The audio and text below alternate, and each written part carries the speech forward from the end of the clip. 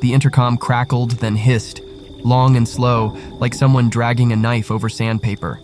It was 3:12 a.m. The store had been closed for over 4 hours, and I was the only one on shift. I remember clearly because I had just finished mopping near the pet aisle when it started.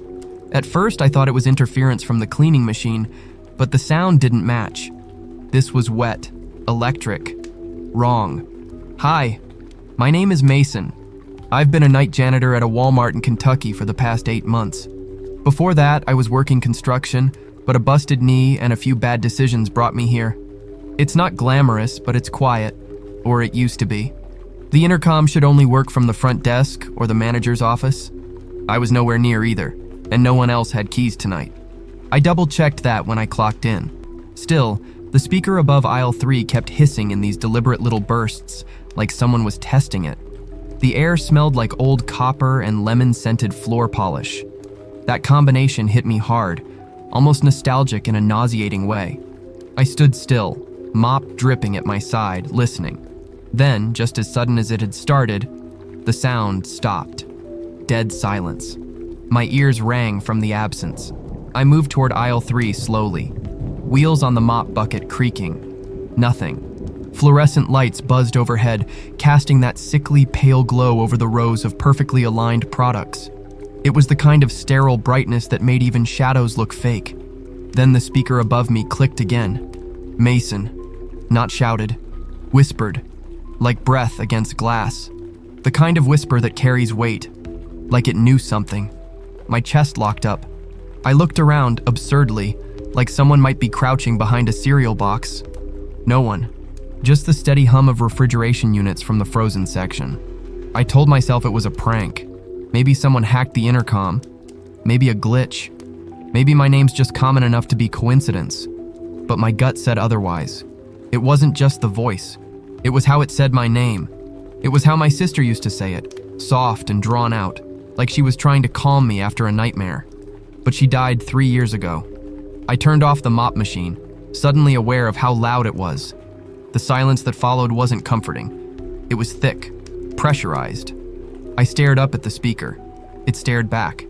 I should have walked out right then, but I didn't. I finished my shift, and the intercom didn't speak again. Not that night. I didn't sleep when I got home that morning.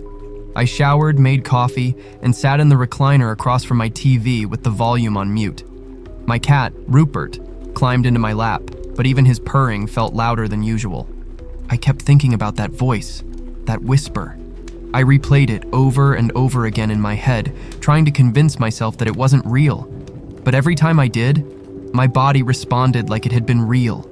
Cold sweat, shaky hands, tight chest. I didn't tell anyone. Who would I tell? My supervisor barely remembers my name. My coworkers come and go like mayflies. There's no one in my life who'd want to hear a janitor talking about ghosts in a Walmart. And besides, what was I going to say? Hey, the intercom whispered my dead sister's voice at 3 a.m.? Even I wouldn't believe that. That night, when I clocked in, everything looked normal. Same flickering fluorescent above the loading dock. Same dusty footprints nobody ever cleaned by the employee lockers. I kept glancing at the ceiling speakers. They were just black circles now, silent and harmless. I told myself I was being paranoid. Lack of sleep, maybe. Auditory hallucination. That happens, right? I'd even Googled it earlier. Can you hallucinate sound from exhaustion? Turns out yes, you can. That was enough for me to push through. Until the intercom clicked on again. I was in the cleaning supply aisle, restocking paper towels, when the speaker behind me gave that same wet hiss. Not loud, just present, like someone breathing directly into my ear. I froze, one hand still inside the box, and then I heard it. You left her. I dropped the entire box of towels. My heart wasn't racing, it was trying to claw out of my ribs. I turned around slowly, like somehow expecting to see her there. But of course, there was no one. Just the long, artificially lit aisle and a mop bucket I'd left earlier. The voice hadn't said my name this time, but it said her. And the way it said it, it knew what it was talking about. The last conversation I ever had with my sister was an argument. I'd left her alone in that house when I should have stayed. I told myself she just needed space. 2 days later, She took a bottle of pills and didn't wake up. I've never forgiven myself for that. And now the intercom, or whatever was using it, had just whispered that exact guilt back at me.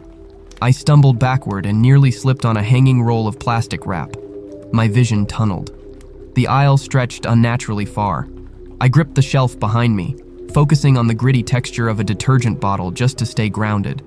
The intercom hissed once more, then fell silent. I left the aisle and walked straight to the manager's office. The door was locked like it should be. The lights inside were off. I checked the front register area. No one.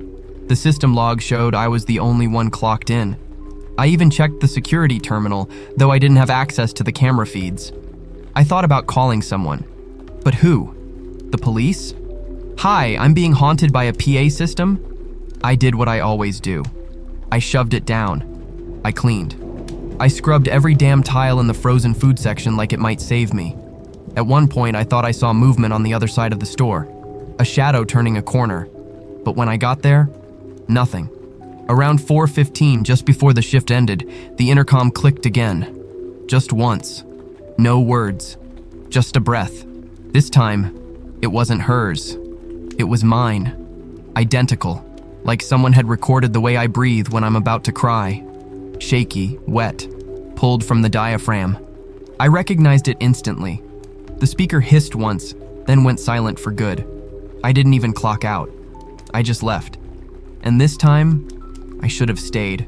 The next night, I arrived early. I don't know why. Maybe part of me wanted to prove that it had all just been in my head, that the intercom was just a glitch, that the voice wasn't real. But I also brought something I hadn't before, an old cassette recorder I used to use in college for note-taking. I dug it out of a box in the closet, slapped in some fresh batteries, and tested it on the drive over. It still worked. I kept it in my coat pocket. There's something about having a recorder on you that makes you feel safer. Like if something terrible happens, at least someone might hear it. By the time I clocked in, the sky outside was pitch black, the kind of rural Kentucky night where even the highway feels abandoned. I did my usual sweep, check the restrooms, scan the aisles, inspect the break room. Everything was exactly as it should be, until I reached the mirrored dome camera at the far end of the snack aisle. I've passed that camera 100 times. It's one of those convex mirrors mounted near the ceiling to help deter shoplifters. But this time, I noticed something different. There was no reflection. Not just that I couldn't see myself clearly. I couldn't see anything. Just a smeared silver surface that absorbed light instead of bouncing it. It looked like a hole. Like someone had replaced the mirror with a dented steel orb that swallowed everything. I waved my hand in front of it. Nothing. No movement. No light response. No distortion. Just blank. I stood there for a while, trying to figure out if I was seeing it wrong. Maybe the lighting was off. Maybe it was scratched. I took out my phone and used the flashlight. That's when it got worse. In the light, I did see something, but it wasn't me. It was a face, pressed against the inside of the dome, pale, eyes closed, lips slightly parted like it was sleeping, but it was upside down. I stumbled back so fast I knocked over a display of tortilla chips. Bags burst open and scattered across the floor. The crash echoed way too loud in the empty store. My heart jackhammered in my chest. When I looked back at the mirror, it was reflecting again. Normal. Just me, breathing hard and looking like I'd seen a ghost. Which maybe I had. I didn't clean up the chips. I didn't even report the mess. I just moved on. The rest of the shift was quieter, but not in a good way. You know how a building has its own rhythm? The hum of lights, the occasional creak of shelves settling, the dull thump of the HVAC kicking on. That night, it was all off. Like someone had dialed down the ambient track and left me in an unnatural vacuum. Even my footsteps sounded muffled, like I was walking on thick carpet instead of tile. At 3:47 a.m., I passed by aisle 5 and caught a whiff of something that didn't belong. Burning sugar. Not like caramel, more like scorched syrup, bitter and sharp. It came in waves, hitting the back of my throat like smoke. I followed it. The scent led me to a center display. Halloween clearance. Half-melted candles, broken plastic skulls, and cheap face paint. Nothing out of the ordinary. But the smell got stronger as I approached, almost choking. I started coughing, eyes watering. Then I saw it. One of the jack-o'-lantern candles was lit. I swear to you it was burning. Tiny blue flame, steady and real. But here's the thing. All the wicks on that display were cut short, melted down to stubs. That was store policy. Fire risk. We weren't allowed to sell them if they'd been used. I leaned in. No heat, no flicker, just that flame, static and cold. Then, right behind me, the intercom clicked. A sharp pop, like someone tapping the mic. Then silence, then laughter. Not loud, not maniacal, just a short, brittle chuckle. The kind someone lets out when they remember something you don't. The kind that says, "You forgot, but I never did." I dropped the recorder, trying to pull it from my coat pocket. When I grabbed it off the floor and pressed play, all I heard was blank hiss, but I knew what I'd heard, and it was starting to know me better than I wanted. I arrived 15 minutes late the next night. I almost didn't go at all. I sat in the parking lot with the engine running, radio off, just staring at the automatic doors. They stayed shut, of course. It was past midnight and the store had long since locked up. But the lights were still on inside. Bright, sterile, humming. I swear, for a moment I saw one of the freezer doors swing open and then close again. No one there. I told myself it was just my imagination playing tricks. But when I finally clocked in and stepped onto the main floor, the cold hit me like a wall. The store was freezing. Not chilly, freezing. I could see my breath. I walked over to the thermostat panel near the pharmacy. It was set to 71 degrees, same as always. No errors, no alerts. I rubbed my arms, glanced down the aisles, and forced myself toward the back of the store. That's when I noticed something else. Every freezer door along the back wall was wide open. All of them. Like someone had walked down the line and opened each one in a slow, deliberate sequence. The cold was pouring out in waves. The air smelled like frozen peas and spilled bleach. My hands went numb as I reached for the first door. I shut it, then the next, then the next. A total of 17 doors. I should have reported it, but I didn't. Because that's when I realized something I hadn't before. This had happened the night before too, but I hadn't registered it. Not fully. I remembered closing a few doors while wiping up a spill in the frozen section, but I chalked it up to customers leaving them open before closing time. Now I knew better. It was happening after closing, at a specific time. I checked my watch. 2:17 a.m. That's when I remembered the jack-o'-lantern candle had lit up. Also at 2:17. I checked my recorder's timestamp later. Same minute. So this time I waited. I turned off the mop machine, sat on an overturned milk crate behind the last freezer door, and stared. Nothing happened for the first few minutes. Then, at exactly 2:17 a.m., the door beside me opened on its own.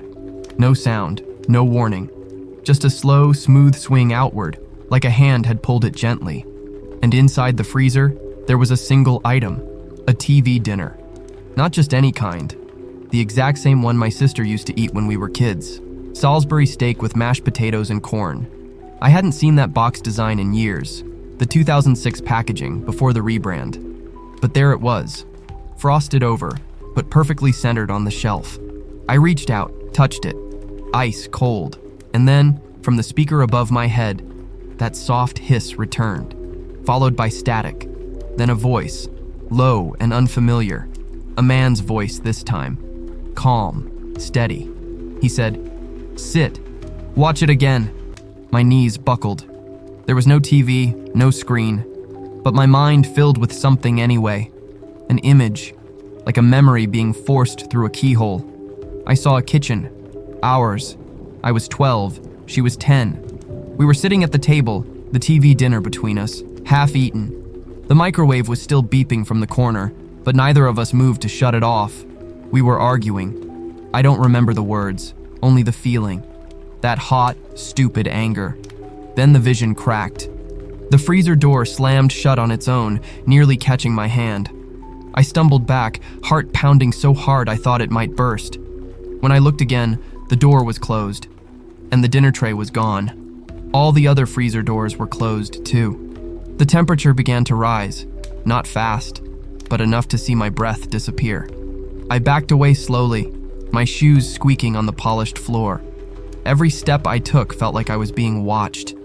Not just from the cameras, but from within the shelves, from behind the glass, from the vents above. I didn't finish my rounds that night. I didn't even clean up the smudge of frost I'd left on the handle. I just walked in circles around the store until dawn, avoiding the frozen food section like it might bite. At 6:03 a.m., as I clocked out, I heard one final sound from the intercom, a beep, like someone had just ended a call. There's a hallway most customers never see, tucked behind the electronics section. It's where the store keeps its maintenance closet, breaker panel, and a series of framed photos labeled Employee of the Month. I've walked past them countless times. They're always the same. A smiling face, a name printed in bold, the month and year below. I never paid much attention to them before. Why would I? But last night, I found my own face in the frame. It was subtle at first. I was rolling my mop bucket down the corridor, heading to refill it, when something about the latest photo caught my eye. The lighting was off. The glare from the overhead bulb didn't bounce the way it usually did. I paused, leaned in closer, and that's when I saw it. My name, my full name, Mason Lowell, printed in clean black font on the placard. And the photo? Me. Not a coincidence, not someone who looked like me. It was me, down to the scar on my right eyebrow from when I fell off my bike at 13. Same crooked smile, same tired eyes. But there was a problem. I'd never taken that photo. And the date on the frame read May 2017. I didn't start working at this Walmart until 8 months ago. In 2017, I was living 2 states away, digging ditches and drinking myself into oblivion. I didn't even know this town existed back then. I backed away slowly, feeling that now familiar pressure in my chest, the one that comes before something happens. My breath fogged up the plexiglass. I wiped it instinctively and saw something else. The photos had changed, all of them. The faces, the names, replaced with versions of me. Younger, older, heavier, thinner. Some smiling, others stone-faced. One even had blood on the collar of the blue vest. And every single placard had my name, Mason Lowell. Even the months didn't make sense. February 2012, November 2029, April 1994. I wasn't alive in 1994. A sudden loud pop from the ceiling made me flinch. The intercom again, sputtering to life. But no voice this time, just a faint looping melody, like elevator music recorded through a broken speaker. I recognized the tune, but I couldn't place it. Something from childhood. A cartoon intro maybe, a commercial jingle. Then the light above the frames flickered and went out. I stood there in the dim hallway, surrounded by ghost versions of myself, all smiling from behind smudged glass. And then I saw movement, a reflection, not from the glass, but from inside it, like someone behind the frame had tilted their head. The version of me in the 2017 photo blinked. I stumbled back, knocking over the mop bucket. Water sloshed everywhere, soaking into the baseboards. The fluorescent lights buzzed, then flickered back to life. All the photos were normal again. Different people, different names. No trace of me, but the water on the floor was still there. And so was the sting in my eyes from something sharp, lemon cleaner mixed with panic. I didn't even bother cleaning up. I just shut the maintenance closet door and walked away. The intercom was silent for the rest of the shift. But every time I passed an aisle mirror or a product display with reflective packaging, I kept catching glimpses of myself, looking the wrong way, delayed reactions, mismatched expressions, and I knew whatever was in this store wasn't just watching me anymore, it was wearing me. It's strange how certain places start to feel wrong, even if they look exactly the same. Aisle 7 had always been unremarkable, home to laundry detergent, dryer sheets, bleach, and multi-purpose cleaners. I'd passed through it 1,000 times, but last night, as I turned the corner with my mop bucket, I stopped short, because the air dropped 10 degrees in an instant. It wasn't like the freezer section. This was different, more targeted, like stepping into a narrow beam of Arctic air. The moment I crossed the invisible threshold into aisle 7, I felt it. My breath went visible, my fingers went numb, and every hair on my body stood up. I instinctively stepped back, and just like that, the temperature returned to normal. I tested it. 1 step in, Icy chill. One step back, warm again. There was no logical explanation. No vent above, no air leakage from the loading dock. I even stood on a stool to check the ceiling tiles. Nothing. But the cold wasn't the worst part. It was the sound, or rather the lack of it. Inside that cold patch, everything went silent. Not just store silence, true silence. No buzz from the lights, no hum from the overhead speakers, no squeak from the wheels on my mop bucket. Even my breathing felt muffled, like sound had been vacuumed out of the space. I stayed there for maybe 20 seconds, frozen in more ways than one, before I heard it. Not through the intercom, not in my ears, in my bones. A whisper, low and pulsing, like a vibration transmitted through the marrow. I couldn't make out words at first, just the rhythm, but it kept repeating. A dry, scraping syllable pattern that made my teeth hurt. Then I understood it. 7, 7, 7, over and over. It wasn't just naming the aisle. It was counting. 7 what? I scanned the shelves. Bleach bottles, fabric softener, detergent pods. I turned in a slow circle, scanning every product label, every shelf level, every stack. That's when I noticed the bottles. 7 of them. Same brand, same size, same color. But they weren't right. Each label had something wrong. A distorted font, a missing letter, an incorrect logo. Subtle enough that a casual glance wouldn't catch it. But side by side, they stood out like tumors. I knelt to examine one more closely, and the moment I touched it, the whispering stopped. The temperature spiked, back to normal in a blink. I looked up. The other bottles were gone. The shelf was back to normal. I held the one bottle in my hands, and now it was just bleach. Standard issue. Barcode intact. I set it down carefully and stood up. Then I noticed the floor. Right where I'd been kneeling, the tile had changed color, just one square. A faint outline, darker than the others.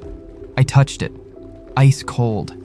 Underneath the waxed finish, I saw something. A faint shape. Letters scratched into the tile. I squinted. Don't stand here. I jerked backward so fast I slammed into the shelf behind me, knocking over a row of dryer sheets. They hit the ground with a papery slap, loud in the returning soundscape of the aisle. The whispering didn't come back. But as I stood there, catching my breath, I felt a weight settle in the pit of my stomach. I wasn't supposed to notice that message. Or that bottle. Whatever was happening in this store, it was reacting to me, learning from me, testing me. And aisle 7? That was its pressure point. That was where it liked to reach through. The time clock beeped when I scanned my badge. I remember that distinctly, because the screen flashed something it never had before. Welcome back, Mason. Shift, 7 p.m., 3 a.m. That wasn't right. My schedule was midnight to 6. Always had been. I even checked the printout taped beside the manager's office. It still listed me as overnight custodial, 12 hours a.m. to 6 a.m. But the system insisted I'd already worked another shift earlier that night. I stood there staring at the screen, not sure whether to laugh or panic. Then I felt the tape recorder in my pocket, a small reminder that maybe I wasn't losing my mind. I pulled it out, pressed record, and spoke into it quietly. Clock in anomaly. August 10th. System says I worked a shift I didn't. Just saying it out loud made it feel a little more real. And then the overhead lights dimmed. Not off, just down, like the entire store had taken a breath. I walked the floor like usual, but nothing about that night felt usual. The store smelled wrong. Not just the cleaning chemicals and stale air, something sweet and rotting underneath it all. Like fruit left in the sun too long. I couldn't find the source, but it followed me. The strange thing was, everything looked clean, spotless even. Shelves perfectly aligned, trash bins empty, restrooms already scrubbed. It was as if someone had already done my job, before I arrived. I passed by a shelf of cereal boxes and noticed one slightly out of line. I reached to straighten it and paused. The expiration date read March 18th, 2014. I blinked, looked again. Now it read October 2nd, 2025. I grabbed another box, 2019, another, 2021. The ink shifted right in front of me, like it couldn't decide which year it belonged to. Then the sound began, very faint at first. The soft beep of a scanner, like someone ringing up items at a checkout. One beep, then two, then a third, slower, drawn out, like the machine was struggling to read the barcode. I turned toward the front of the store, and there it was. Checkout lane 6. Lights off. Conveyor belt still. But the scanner was active, flashing red with every beep, even though no one was there. I approached carefully, my footsteps echoing louder than they should have. The register screen was on. Transaction in progress. I looked down at the bagging area. Empty. Then I glanced at the receipt printer, and it started to feed out a long, curling strip of paper. I tore it off and nearly dropped it. It listed my name at the top. Full caps, Mason Lowell. Then a series of items. Bleach frozen TV dinner, children's cold medicine blank VHS tape. 1-1, unreturned key. 1-1, sister deceased. 1-1, memory suppressed. 1-1, shift unclocked. Subtotal 0.00. Total. You were always here. The lights above checkout 6 blinked once, then went dark. I backed away slowly, pulse hammering in my ears. My recorder was still on. I raised it to my mouth and whispered, "Received impossible receipt. Register 6. Time 3:02 a.m. I turned to leave, but as I walked away, I heard it. Footsteps behind me. Slow, heavy, not mine. I spun around, nothing there, but the intercom crackled, and from overhead came a sound I hadn't heard in years. My sister's laugh. Not mocking, not angry, just playful. Like she'd just hidden behind a shelf and was waiting for me to find her. And then softly, not through the speaker, but right next to my ear, "Tag, Mason, you're it." I hadn't seen that lunchbox in over 20 years. It was sitting in the break room, dead center on the table like someone had placed it there just for me. Bright red plastic, scuffed on the corners, a faded Power Rangers decal peeling off the front. I froze the moment I saw it, because I recognized every detail, every scratch, every smudge. It was mine, my childhood lunchbox, the one I lost in 2nd grade. Back then, I'd searched the entire school, cafeteria, bus, even the lost and found. It never turned up. My mom swore I left it on the playground and someone stole it. I cried about it for a week, and now, here it was. In a Walmart break room at 3:26 a.m., I didn't want to touch it. Everything in me screamed not to, but I had to know. I stepped forward slowly, the rubber soles of my boots making the faintest squeak on the linoleum. The air was still, thicker than it should have been. My breath felt heavy, like I was pushing it through syrup. I reached out and unlatched the metal clasp. It popped open with a click that echoed too loudly. Inside, a sandwich in wax paper, cut diagonally the way I used to like it. Turkey and mustard, no crust, a chocolate pudding cup, a single juice box, and a folded note. The smell hit me next, exactly how I remembered it. That blend of bologna, sugar, and the faint plasticky tang of the box itself. Nostalgic and nauseating all at once. My hands trembled as I unfolded the note. Blue ink. Familiar handwriting. "Don't trade your pudding today, you'll regret it later. Love, Mom." My vision blurred. That was real. She used to write that exact sentence on every Friday, but she never wrote that last part. Not the warning, not the "you'll regret it." I sat down in the chair without meaning to, legs folding under me like they'd given up. The break room buzzed softly, lights flickering just enough to remind me I wasn't dreaming. I pulled out the sandwich. It was still cold. Not just cold, fresh. I lifted the juice box. The straw was taped neatly to the side, unpunctured. I checked the expiration date on the bottom. Packed 09/04/2002 impossible. I pressed the recorder button in my pocket. Break room. Found childhood lunchbox. Real food inside. Date impossible. Smell is exact. Contents match memory. I am not okay. I didn't eat any of it. I couldn't. Instead, I put everything back in place and closed the lid. The moment it clicked shut, the overhead lights in the break room shut off completely. Darkness. I scrambled for my phone flashlight. It flicked on, casting a cone of harsh white across the lunchbox. But now it was wet. Condensation dripped from the sides. The table was soaked. I reached out to touch it and pulled my hand back instantly. It burned, like dry ice. No steam, No hiss, just biting cold. And then, just beyond the beam of my flashlight, I saw movement. A slow shifting of shadow, not walking, crawling. Hands, not large, small, child-sized, pale and slow, dragging along the tile floor behind the vending machine. I held my breath.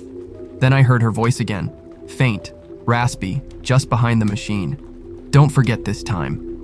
I backed out of the room, step by careful step, flashlight trained on the space where the hands had been. They were gone. The lights flickered back on. And the lunchbox? Gone too. Like it had never been there. But the table was still wet, and my palm still burned. The employee lockers are in a narrow room behind the receiving dock. Cheap metal doors painted beige, lined up like tombstones. I've always kept my stuff in locker 08. It's near the end, beneath the AC vent that never works. But that night, as I walked in to grab my jacket, I noticed something different. Locker 13, the one no one used, was open, not just ajar, wide open. Door swung out like someone had left in a hurry. That wouldn't normally bother me. Except locker 13 was always locked. The padlock had been rusted shut since before I started working there. Everyone said it jammed back in 2016, and corporate just never bothered to replace it. Yet here it was, gaping open, waiting. There was something inside. A pale blue shirt, neatly folded, perfectly square. I stepped closer. My name tag was pinned to it. Mason Overnight Custodial. I hadn't worn that version of the uniform in months. They phased it out for the darker vests. I leaned in, confused, stomach tightening. The air smelled stale, like wet drywall and forgotten basements. There was something else beneath the shirt. A VHS tape, black plastic. No label. Just the faint white stamp of the store's old logo. The one they stopped using over a decade ago. It was cold to the touch, heavier than it should have been. I turned it over in my hands, heart pounding. Then I noticed the locker number inside the door. It didn't say 13. It said 01. Scratched in by hand, like someone had scraped the paint with a key. I stepped back, eyes darting up to the outside of the door, still marked as 13. I looked again inside, scratched number still read 01, and the shirt was gone. Just the tape now, sitting perfectly centered on the locker floor. I didn't hear the door close, but suddenly it was closed, all the way. I reached for the handle, locked. No resistance, like it had never been open. I backed away, the tape still in my hand. That's when I noticed the other lockers. Every single one of them. Slightly open. Silent. Just enough to see into the gaps. And inside? Copies of my uniform. Dozens of them. Some folded, some crumpled, some stained with things I didn't want to identify. One had 2 name tags, both with my name, but different fonts. I turned and bolted. I didn't clock out. I didn't clean up. I just walked out into the dock hallway and slammed the locker room door behind me. As I stood there, catching my breath, I heard the sound of metal clicking back into place. One by one. Clunk, clunk, clunk. Like the lockers were sealing themselves shut again. Then silence. I checked the tape again. My reflection shimmered off the black plastic. For a second, it wasn't mine. The face looking back at me was older. Eyes sunken. Mouth slightly open like it was about to say something. I blinked. Gone. Just me again. I didn't throw the tape away, I don't know why. I brought it home. I haven't watched it yet. I don't own a VHS player, but it's sitting on my nightstand now. And sometimes, I swear I hear it whirring when I'm about to fall asleep. The security office sits in the heart of the back hallway, behind a thick gray door with a keypad nobody uses properly. Most nights, the feed monitors run on a loop. Silent, grainy footage from every camera in the store, labeled with dates and timestamps. I'm not supposed to have access, but after what happened with Locker 13, I needed answers. So I stole a key card. It wasn't hard. Someone left theirs in a coat pocket in the break room last week, and I borrowed it indefinitely. That night at 2:58 a.m., I swiped in. The room was colder than it should have been. The kind of cold that doesn't come from AC, more like the cold of a mausoleum. The monitors flickered to life one by one. Most showed exactly what I expected. Empty aisles, silent self-checkout, break room stillness. But camera 4 showed something different. It was trained on the cleaning supply aisle, the same one where the intercom first whispered my name. And in the footage, time-stamped 2:17 a.m., I saw myself. Not walking, not cleaning, just standing, completely still. Facing the wall, arms limp at my sides. I watched, heart racing, as the version of me didn't move for over 5 minutes. No shifting, no blinking, just static. Like a mannequin someone had dressed in my clothes and posed with unsettling precision. Then, without warning, the figure turned and stared straight into the camera. I flinched so hard I knocked over the stool behind me. The real me, watching live, could feel the stare. Not through the screen, but in my spine. Like that version of me knew I was watching it. Then it smiled, just slightly. The smile of someone who remembers a secret you've forgotten. And then the feed glitched. 1 frame of static. 2. Then the footage jumped back 30 seconds, and the figure was gone. I scrubbed back through the feed manually, frame by frame. At no point did it walk in. At no point did it walk out. It just was, and then it wasn't. I tried checking other angles. Camera 7 caught a piece of the same aisle, but it was empty the whole time. Camera 12, which covers the path leading to that section, never saw anyone pass. The only proof I had was the tape recorder in my pocket. I pressed record and described everything I saw. That's when I noticed something even stranger. The live feeds, all of them, had a delay. Not the usual split-second delay from signal transmission. This was longer, noticeably longer. I'd wave my hand in front of the hallway lens outside the office and it wouldn't show up on the monitor for almost 10 seconds. And when it did, it wasn't my hand. Same movement, same timing, but the skin was wrong. Paler, damp, like it had just crawled out of water. I shut the system down manually. The screens went dark, but the feeling didn't leave. I knew then that camera 4 didn't just record. It watched. And not just the store. It watched me. That version of myself, the one I'd never lived but somehow existed, was closer to the truth than anything I'd remembered. I should have erased the footage. I didn't. Instead, I downloaded it onto a USB and hid it in my glove box. Some nights, when I sit in my car after work, I pull it out, and I swear, it feels warm, like it wants to be played again. I was halfway through my shift when I saw the footprints. I just finished mopping the corridor between the pharmacy and the toy section, a stretch of linoleum I knew by heart. I'd gone over it twice, making sure every tile was spotless and dry. The mop itself was bone dry too, freshly wrung and hanging from the janitor's cart. I remember that clearly, which is why what happened next made no sense. As I rounded the corner with my cart, I saw them, a set of footprints, wet, fresh, trailing right across the section I had just cleaned. I froze. They weren't boot prints like mine. They were bare, human. Left foot slightly turned inward, the kind of detail you only notice when something isn't right. Each step was slightly smudged, like whoever made them had been dragging their feet. And they didn't lead into the store. They led from the back exit, the one chained shut every night, directly into the middle of the floor. No return trail, just an entrance. I approached slowly, wheels of the janitor cart squeaking behind me. The closer I got, the more details emerged. The prints were tinted slightly pink, not bright, not fresh blood, but diluted, like old water mixed with iron. My stomach turned as I knelt and touched the tile, still wet and cold. The moisture clung to my fingertips longer than it should have. My skin prickled as if I dipped them in something organic. I looked up. The trail led directly to aisle 10, the seasonal section. Right now, it held back to school supplies.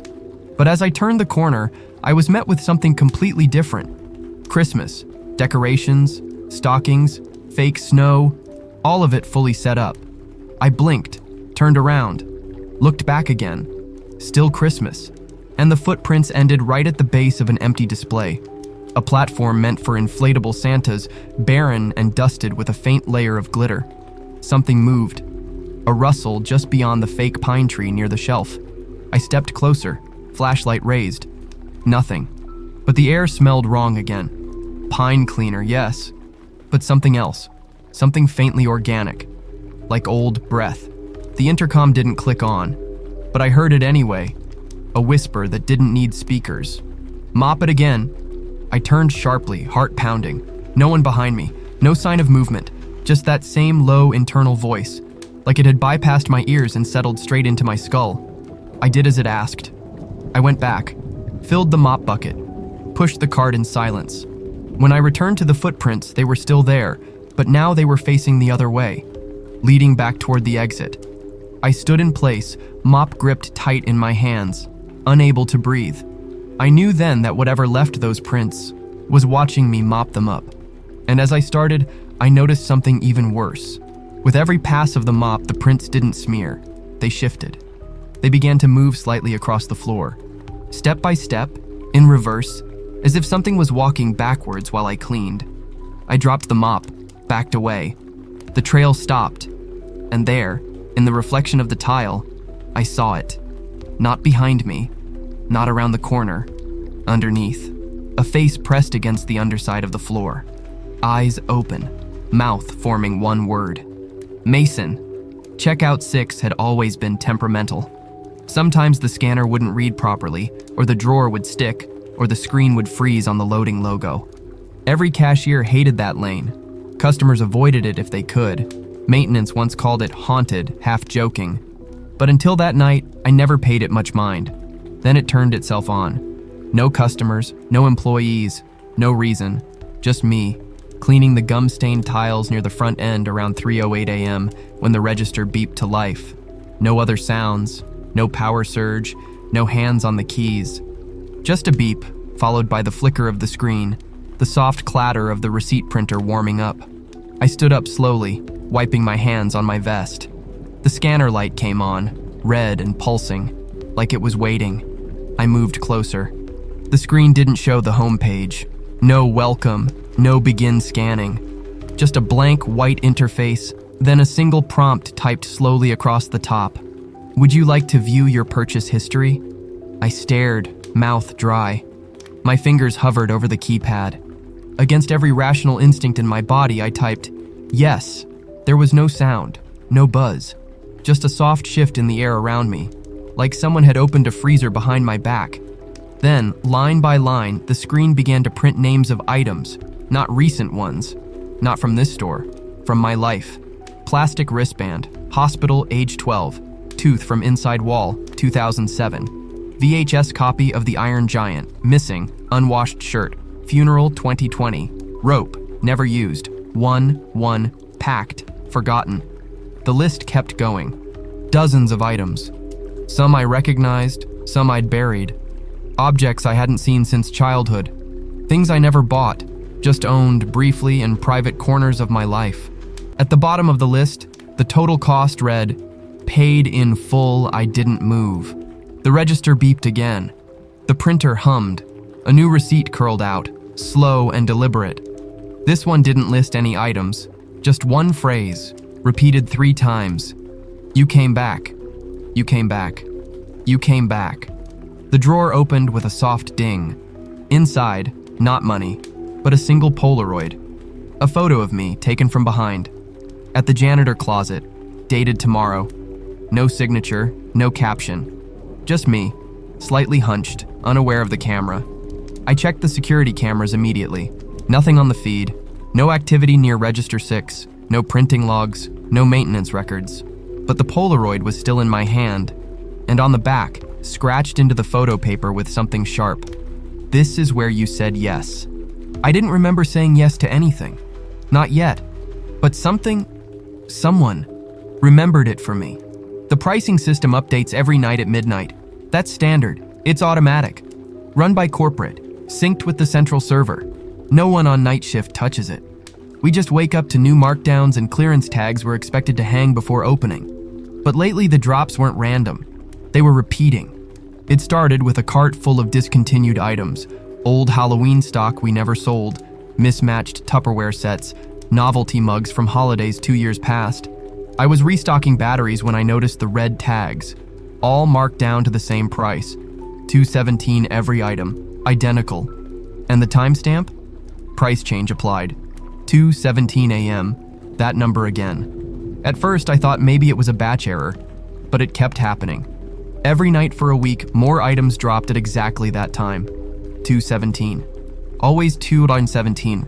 No rhyme or reason. Different departments, different sections, and always things that should have been gone long ago.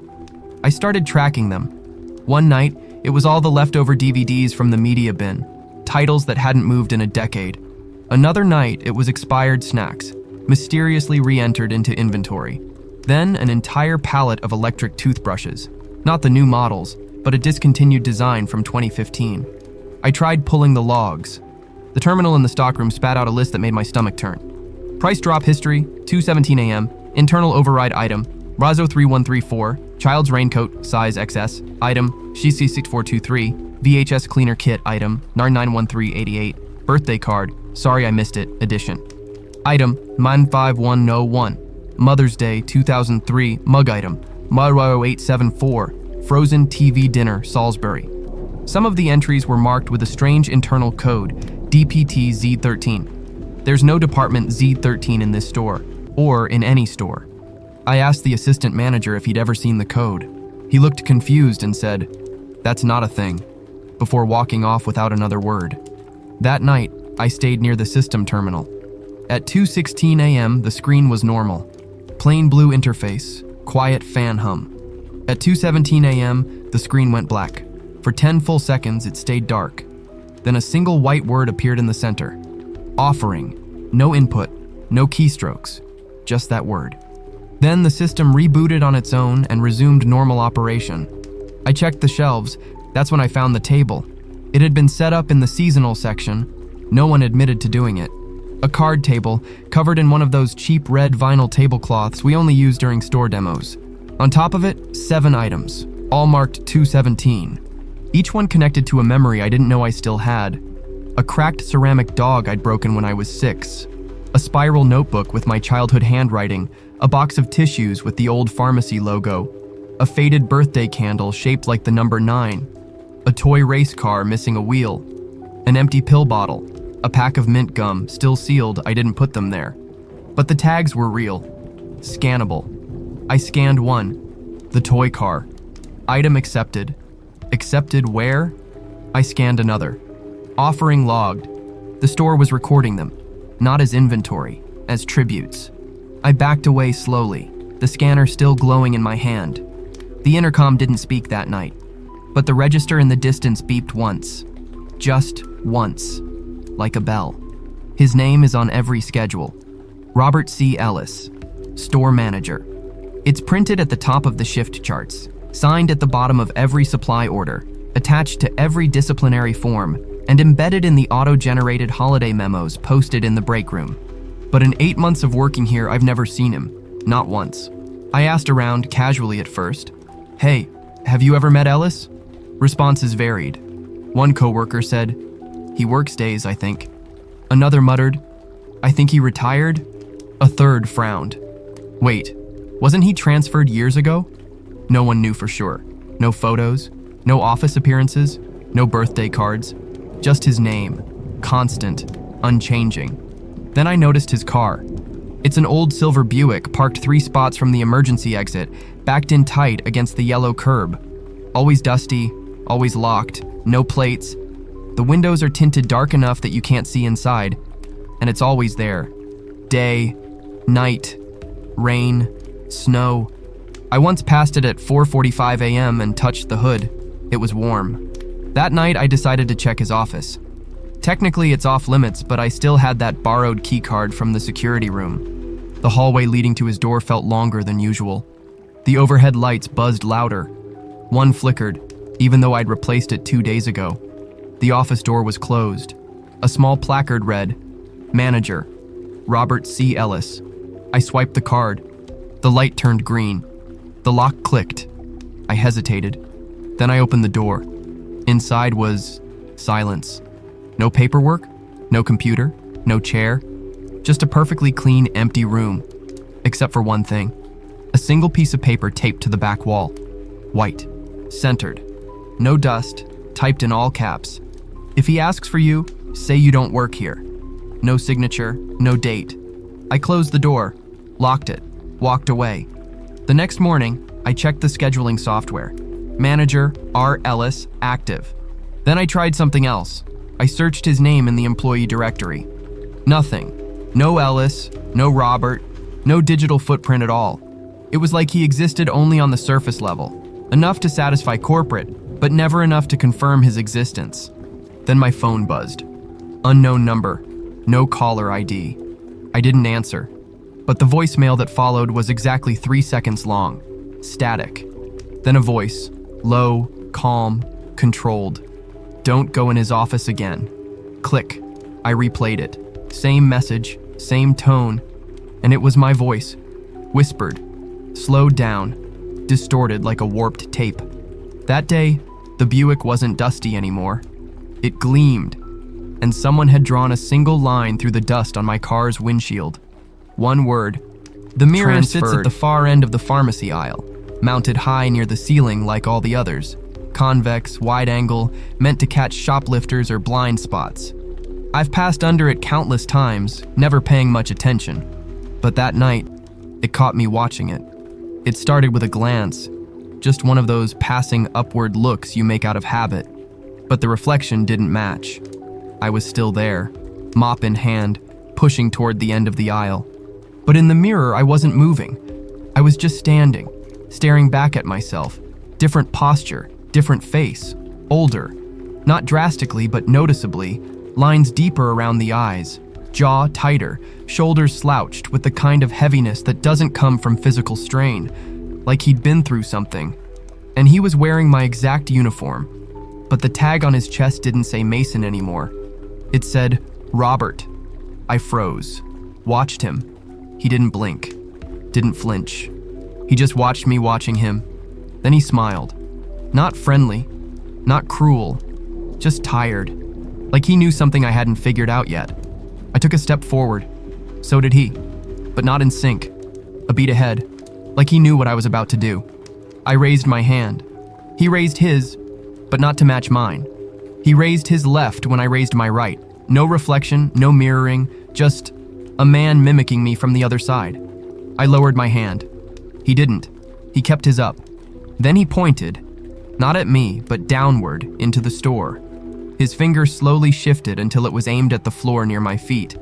I followed the line. Nothing. Just glossy tile, dull from years of wax. But when I stepped back and looked again, there was something under the mirror, barely noticeable. A seam in the tile. No, not a seam. A trap door. I knelt, ran my hand along the edge. There was no handle, no gap, just the faintest groove in the floor, square and perfect. I looked up.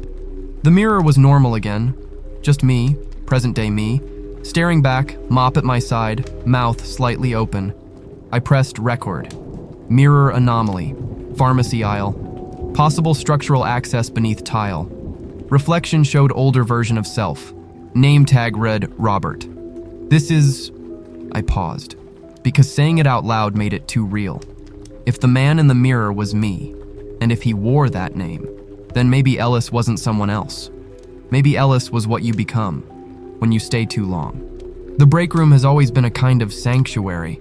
Ugly, fluorescent, perpetually stale, but quiet, safe. Even when the rest of the store breathed down my neck, I could count on that space to give me a moment of silence. A wall between the routine and the impossible. But last night, the break room spoke to me, literally. I was sitting at the corner table, sipping burnt coffee from a styrofoam cup, scrolling through static on my recorder, when the overhead TV turned on by itself. It's an old model, barely used, mounted high in the corner, normally tuned to news or weather, but nobody touches the remote, mostly because it's been missing for months. The screen lit up with a blue background. No logo, no text, just color. Then came the voice. Not through the TV speakers, through the intercom. Soft static at first, then a low-frequency hum that made my teeth buzz, and then voices, plural, layered like overlapping phone calls. Dozens of people all speaking at once, whispering, muttering, reciting fragments. I heard my own name first. Mason, forgot again, left it behind. Then my sister's laugh. Then a voice I hadn't heard in 20 years. My father, muttering something about a flashlight I'd broken. Each sentence disjointed. memories as audio files, sliced and played out of order. She waited at the table. You promised not to leave. They know you saw it. Clocked out before you finished. I stood, heart pounding, cup trembling in my hand. The coffee inside had gone cold. The light in the room dimmed, even though the overhead fluorescent stayed on. Shadows lengthened. The corners deepened. I pressed record. Break room. Intercom broadcasting. Something. Voices from my past, mixed with unknown ones. Audio isn't ambient. Feels targeted. Then came a voice that was unmistakably mine. Not just in tone, in breath, rhythm, inflection. It was me, but not a recording I remembered. We stay because we deserve to. The lights flickered. The blue screen blinked. Words began to appear on the TV, one by one, typed like an old DOS prompt. Recognition confirmed. Mason Lowell, active participant. Memory recovery in progress. The screen stuttered. Lines of code flashed too quickly to read. Then a final message. You made your choice. This is your shift now.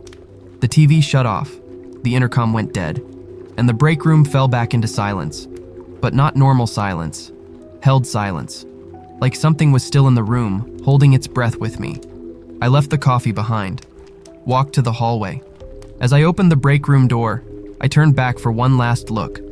Every chair was now pulled out, slightly angled, as if someone had been sitting in each one, watching me. I never used to pay attention to the aisle numbers. I moved through them the way you move through dreams, automatic, unthinking. But aisle 13 began to demand attention. It started with the sounds. Every time I passed through, I'd hear something. Not loud, subtle, barely there, but always the same. A faint cough, the squeak of a shoe turning, plastic crinkling, the beep of a barcode scanner, muted, distant, like it was bleeding through the walls from another room, and then my name, whispered, different voices each time, some that sounded familiar, some that didn't. One night, I decided to test it. I placed my recorder in the center of the aisle, right next to a discount bin full of pet shampoo. I left it running and walked away, did a full loop of the store, and returned after 12 minutes. I picked it up, rewound the tape, and listened. My voice, clear. Aisle 13. Aisle 13. I hadn't said that. I know I hadn't. It was me, same tone, same breath pattern, but recorded while I was halfway across the building. Then came the sound of footsteps, multiple sets, all walking in sync, then static, and then laughter, children's laughter, short, sudden, like a reaction to something I had done, a cruel little memory I didn't remember. I returned to the aisle, same shampoo, same shelves, but the air was warmer, not in temperature, in texture, like it had been breathed in and out too many times, stale in a way that didn't belong in a store. I took 5 steps forward and heard 5 steps behind me. I stopped. The sound stopped. I turned. Nothing. I moved again, this time backwards. 2 steps back, 2 steps echoed forward. I ran, out of the aisle, into the paper goods section. But when I turned the corner, I was still in aisle 13. Same shampoo display, same end cap signage, same warped tile with the dent where someone dropped a pallet 2 years ago. I turned again, aisle 13. I tried every direction, fast, slow, erratic. Every exit led back in. Eventually I stood still, let the aisle settle, watched the overhead lights buzz and flicker like they were stuck on a 10-second loop. Then I closed my eyes and listened. Footsteps, plastic bag rustle, scanner beep, my name, a voice I hadn't heard in years. Why did you leave me, Mason? I opened my eyes. At the end of the aisle, a figure, small, slouched, arms dangling at her sides. She looked like my sister, but older, like she'd aged without me. She didn't move. She just repeated. Same twitch, same breath, same flick of the head, over and over like someone replaying a broken VHS. I stepped toward her. She vanished. I turned. The exit was back. The real one. I walked out slowly, but the next time I passed by that aisle, 5 minutes later, I heard it again. Same sounds, same cough, same laughter. Aisle 13 never forgets. It only replays. I clocked in at 11:58 p.m. The screen confirmed it. Welcome, Mason Lowell shift, $12 a.m., 6 a.m. But when I checked the punch log 30 minutes later, it said something different. In, 11:58 p.m., out, 5:42. Am in, 12 a.m., next day, out, 6 a.m. I blinked. The system was logging 2 overlapping shifts. One I was in and one I hadn't reached yet. A shift from tomorrow. I tried to delete it. The screen flickered, buffering. Then a red prompt appeared. Access denied, time-locked entry. No one had ever used that term before. Time-locked. I checked past entries. They'd all changed. Dates were off by hours, sometimes days. One entry claimed I worked a double shift on a date I was hospitalized. Another claimed I clocked in at 3:33 a.m. every night for the past 2 months. I hadn't.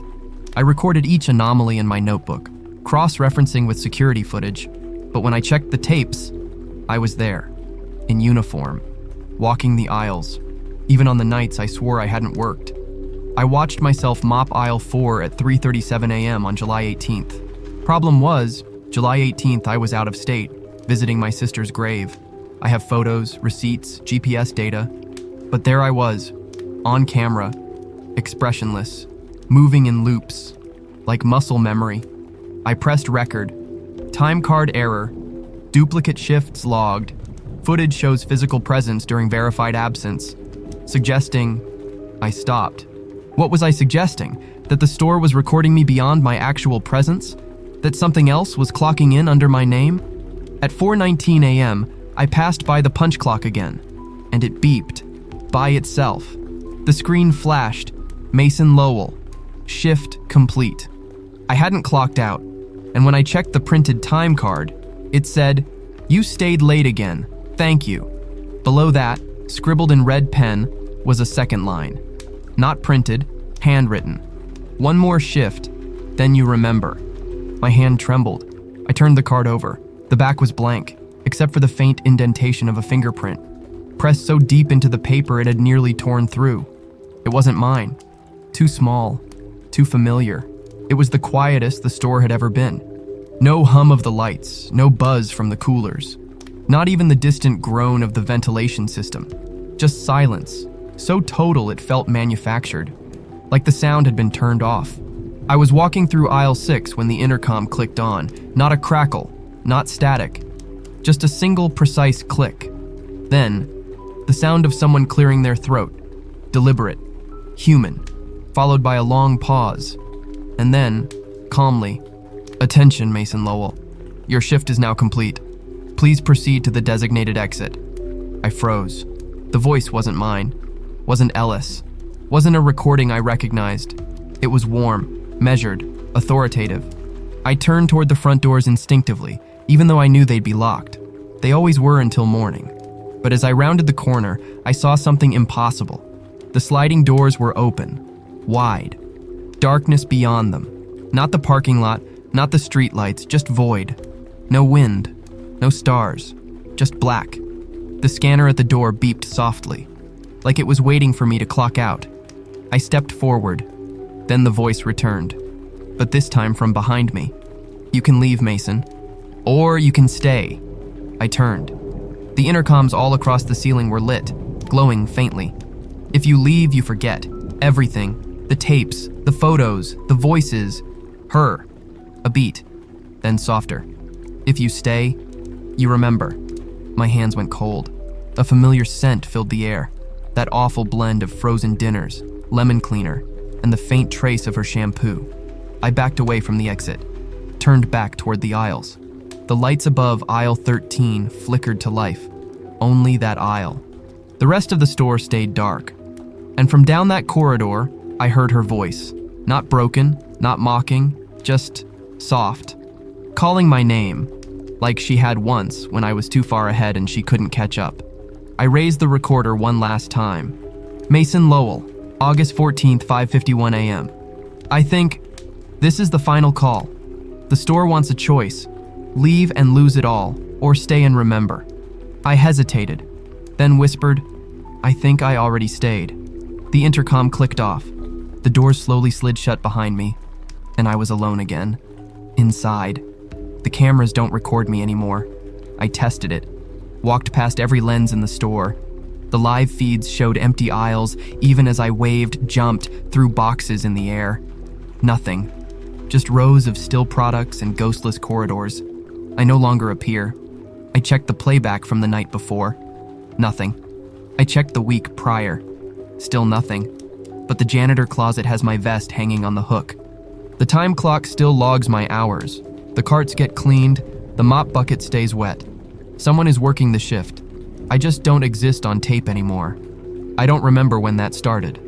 The vanishing. Maybe it was the moment I heard my own breath on the intercom, or when the mirror version of me wore a different name.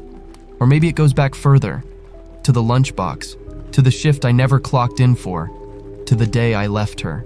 Sometimes, I wonder if I ever really started here. Maybe the store doesn't hire people. Maybe it absorbs them. One night I returned to the office, sat in the manager's chair, Ellis's chair, and opened the drawer I swore was always empty. Inside was a stack of old ID badges, all with my face. Different names, different dates. Some were cracked, others burned. One was soaked through like it had been submerged. But the faces? All me. Younger, older, angrier, emptier. All staring back with the same expression. The look of someone who knows. I pressed the intercom button just once. The red light came on. I didn't speak. But the store listened anyway. And somewhere, over the PA system, I heard breathing. It wasn't mine. It wasn't hers. It was new. Someone else. Someone just starting. Someone walking aisle 7 for the first time. I wanted to warn them, to say, when the intercom speaks without anyone touching it, leave. But I didn't. Because I understand now. The store doesn't want you to leave. Not really. It wants you to remember, and if you won't, it remembers for you.